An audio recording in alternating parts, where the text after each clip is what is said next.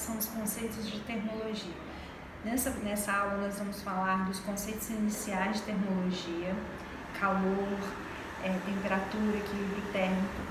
Vamos falar das escalas termométricas, as três principais, e os processos de propagação do calor, condução, irradiação e convecção.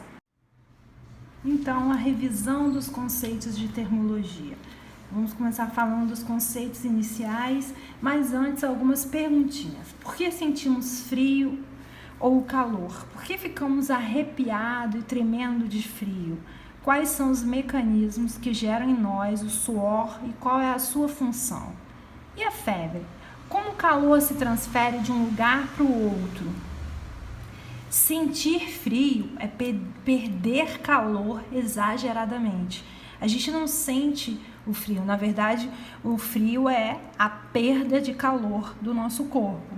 Sentir calor é receber calor exageradamente, essa energia térmica. Sempre é o calor que vai do lugar mais quente para o lugar mais frio. Frio não entra e não sai de lugar nenhum. Frio é uma sensação ocasionada pela perda de calor. Não existem ondas de frio ou massas de ar frio que passam por nós. O que acontece é a retirada de calor dos corpos, daí a gente tem a sensação de frio. A febre é a mesma coisa. Um aumento da perda de calor do nosso corpo faz com que tenhamos febre, né? Aumenta a nossa temperatura e o corpo sente frio quando está com febre. Calor, então, é uma energia que é transferida sempre do corpo de maior temperatura para o corpo que tem uma temperatura menor. Já a temperatura é uma grandeza que nos permite avaliar o grau de agitação térmica das moléculas. Maior agitação, maior temperatura. E equilíbrio térmico é quando a gente tem corpos com diferentes temperaturas, eles são colocados em contato e atingem o mesmo grau de agitação molecular, ou seja, ficam com a mesma temperatura, pois atingiram o equilíbrio térmico. As escalas termométricas, as três principais, Celsius, Kelvin e Fahrenheit. A escala Fahrenheit é utilizada em países de língua inglesa. Os pontos fixos, 32 graus Fahrenheit, 212 graus Fahrenheit. A escala Celsius é a escala que nós utilizamos e a maior parte do mundo. O ponto de fusão do gelo, 0 graus Celsius, o ponto de ebulição da água, 100 graus Celsius. A escala Kelvin, também chamada escala absoluta ou escala científica, ela não tem valores abaixo de 0 Kelvin. O 273 Kelvin equivale a 0 graus Celsius, 32 Fahrenheit. 373 Kelvin equivale a 100 graus Celsius, 212. A gente tem os valores negativos tanto na escala Celsius e Fahrenheit, mas não tem na escala Kelvin. O valor menor, então, seria 0 Kelvin. Aqui a gente tem a demonstração e as conversões entre as escalas.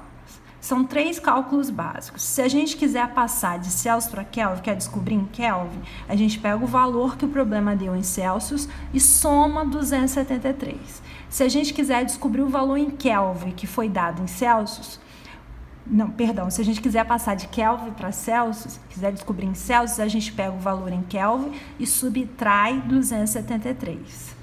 Já de Celsius para Fahrenheit ou de Fahrenheit para Celsius, é só a gente fazer C sobre 5 é igual a F menos 32 sobre 9. C é a temperatura em Celsius, F é a temperatura em Fahrenheit.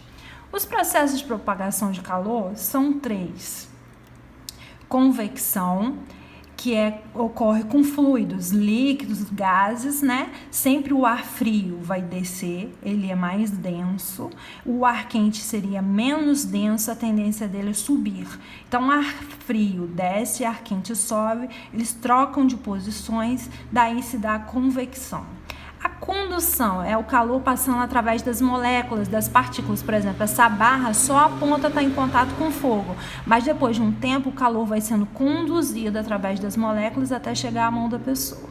E a radiação ou irradiação térmica, o calor é conduzido, pode ser por radiação infravermelha, que são, na verdade, ondas eletromagnéticas.